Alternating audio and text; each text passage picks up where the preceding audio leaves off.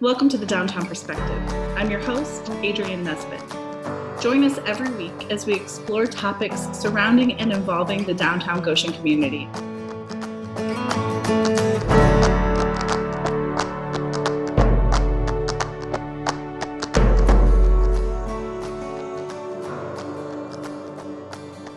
Hello, everyone.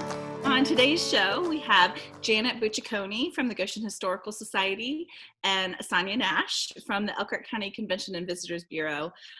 Both of these women have played vital roles in the Quilt Garden initiative, both in Elkhart County, as well as specific to the garden on the courthouse lawn in downtown Goshen. Thank you both for joining me. Thank you. Thank you. You're most welcome. Sonya, you work at the Elkhart County Convention and Visitors Bureau, like I said, and you are a big part of the role in bringing folks to this community to visit. Can you tell me about how the Quilt Gardens initiative plays into that? Oh, very much so. The Quilt Gardens is a huge priority for us as a county and as far as our promotion and marketing campaign. But more importantly, it's important to our residents, which are getting so involved as Janet and all of the friends at the Historical Society work on this project. So the Quilt Garden is a key pillar of our communications. We promote it as Quilt Gardens along the Heritage Trail. And that Heritage Trail is that designated route by Time Magazine as one of the most scenic routes in the nation, the top 40 scenic routes. And it goes through right downtown Goshen.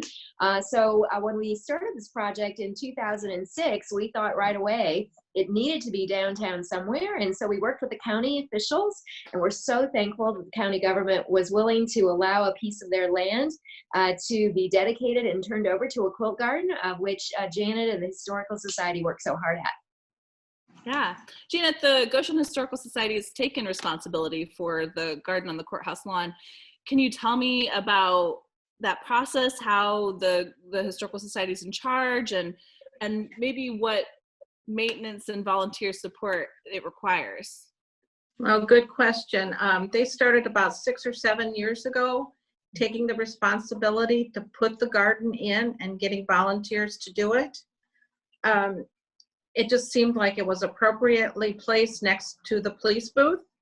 So it just, to me, it said the Historical Society should be in charge of that project. Getting volunteers is fairly easy. You just say we need some help and they help.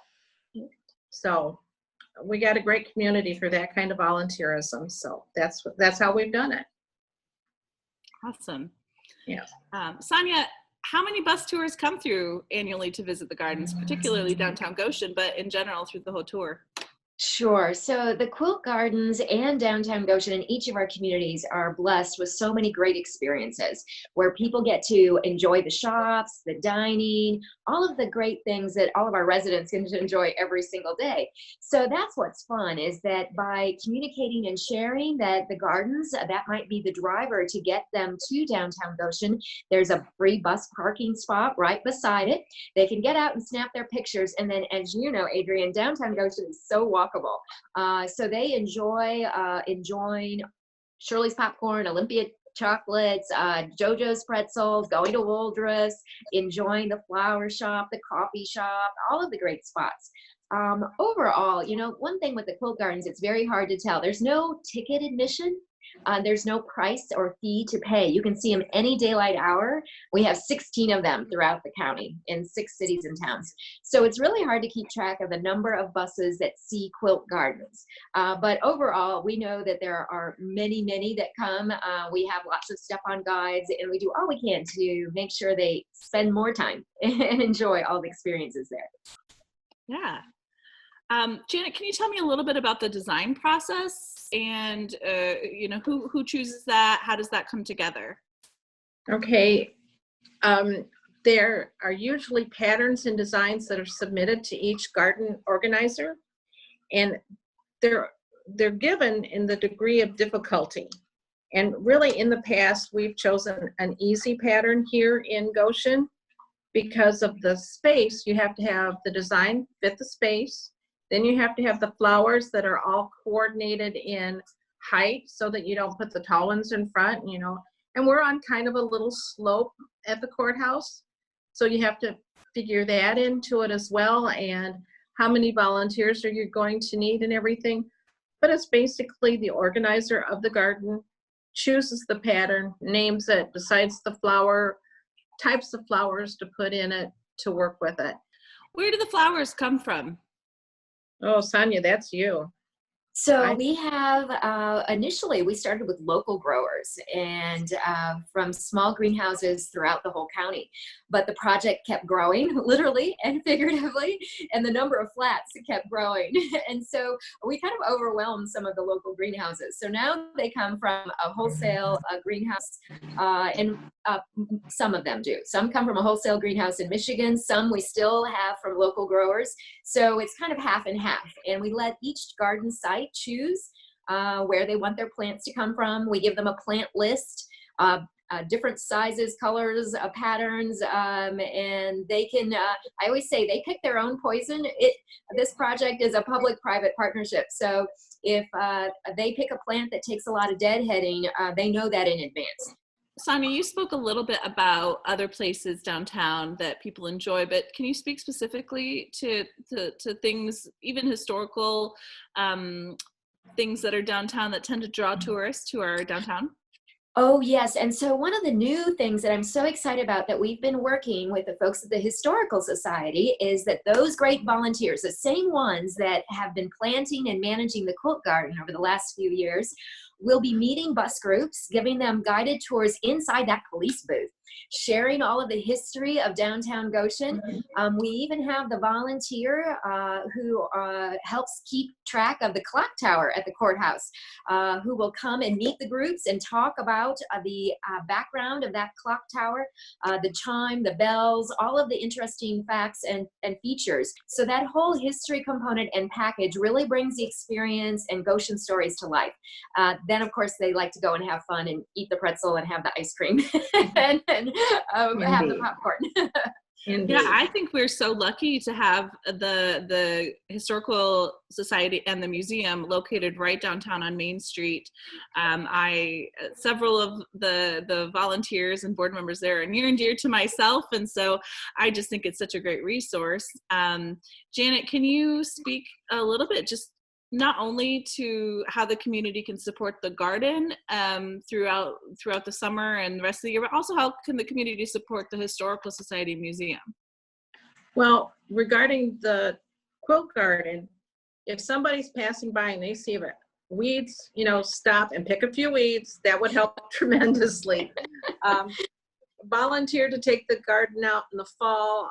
That's a big undertaking as well. The county helps an awful lot with a dump truck or a truck to take away the down flowers. But to help out the museum, become a member is number one.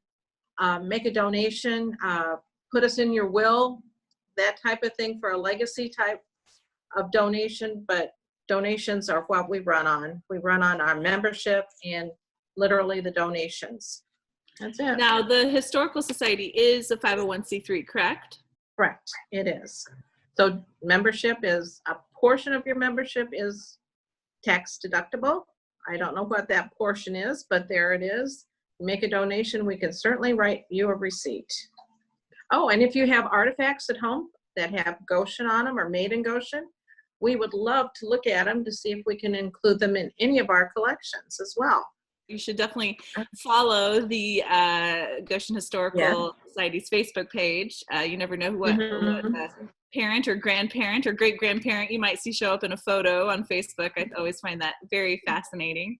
As things get back to a new normal, what are you most excited to come back to in downtown Goshen and visit? A couple of your favorite spots that you're jonesing to get back inside of. Me personally? Yeah. Common Spirits. I can't wait to get in there and see all those lovely people that I've come to know and become friends with that really support the local community. What about you, Sonya? Oh, well, I love the soap at Soapy Gnome, and I'm just about out. In fact, this morning I'm like, I'm in trouble. My soap is really thin here. Aww. So yeah, I am in love with all of their creations, and it is my relaxing bath bombs. And so yeah, the Soapy Gnome is hot. on my list. And then of course, whenever I'm at the Soapy Gnome, I have to go diagonal to the Electric Brew. My latte and the cinnamon rolls. Sometimes it's the chocolate chip coffee, cinnamon coffee cake. Either one of those are all what, so that's my joy in downtown Goshen. And that's what I'm looking forward to the most. You are making me hungry. I know. It's fabulous. It's really a great place. Perfect. Well, thank you both so much for making some time to talk with me today. I'm excited to see the garden as it continues to bloom and grow throughout the season. So I appreciate both of your hard work on bringing this community together.